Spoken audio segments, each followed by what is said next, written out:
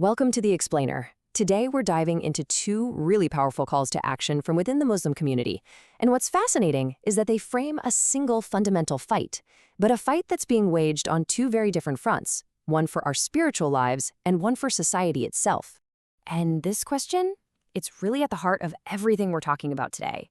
Because it turns out the answer to this one question tells you everything about how we're tackling the two major challenges we're about to unpack.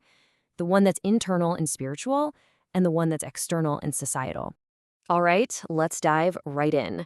Both sources we're looking at point to the exact same core problem, just playing out in different arenas.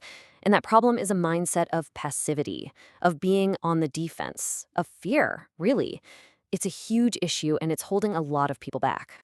So you can see this battle playing out on these two fronts. On the one hand, you've got the spiritual side. There's this cloud of dread. Ramadan's over, the devils are supposedly back, and now it's time to get back on defense.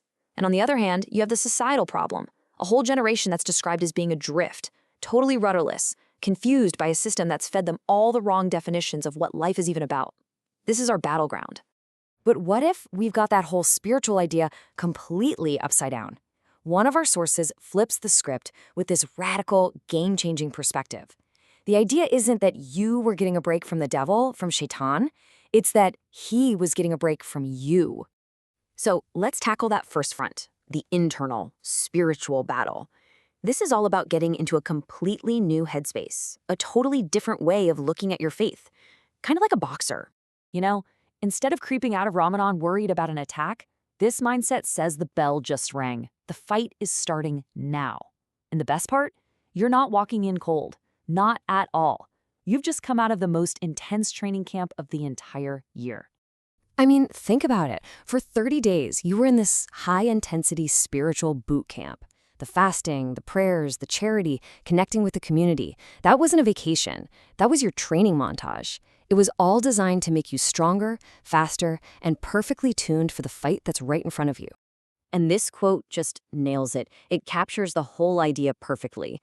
You are not the underdog cowering in the corner. According to this way of thinking, you're the superior fighter.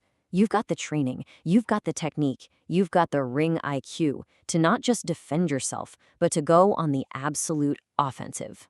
Okay, so that's the spiritual fight. Let's pivot now. What happens when your opponent isn't some whisper in your ear, but the very foundation of the society you're living in? Well, our second source argues that the problem is way, way bigger than just an individual struggle. And that brings us to our second front, a massive societal crisis. But this isn't a crisis born out of some evil plan, but from something much simpler, just fundamentally misunderstanding our purpose. It all starts with getting the definitions of success, life, and even what it means to be human all wrong. Now, this leads to this really powerful concept of the spectator. And the argument here is that the biggest disease we face isn't being on the wrong team. It's not even being on the field. It's sitting up in the stands, wearing the team jersey, but doing absolutely nothing for the game. This whole philosophy is built on a really fundamental idea. We are literally designed to act, to do, to be a player. So any system, any definition of success, like, say, retiring just to do nothing, is basically a sickness. It goes against our core programming as human beings. So where does this disease even come from? Well, the source points to a few roots. It starts with parents who, are sincere and have good intentions, but they're working with the wrong manual. They pass on these flawed ideas of success and raise their kids out of fear. And then that gets reinforced by an education system that basically crushes curiosity. So what's the result? A generation that's been trained from day one to be spectators. Okay, so we've got a spiritual enemy and a systemic enemy. Sounds pretty tough, right? A war on two fronts. But here's the thing. This is where both sources land on the exact same really empowering point. Your opponent on either front is not nearly as clever as you think they are. Just look at this, side by side. On the left, the devil's playbook is ancient. It's the same old tricks, the same old whispers, attacking the same weak spots. And on the right, the system's playbook is just as predictable. It consistently churns out the same result. Passive people who don't know their purpose. The playbook is out in the open. So what does this all mean? It means victory isn't about outsmarting some genius-level opponent. Nope. It's about knowing your own weaknesses, understanding your own design, and trusting the incredible power of your training, whether that training is spiritual, like Ramadan, or the foundational knowledge a parent is supposed to give a child. And all of this leads to one final powerful takeaway. This is where the boxer stepping into the ring and the player getting off the sidelines, it all merges into one single call to action. Get in the game.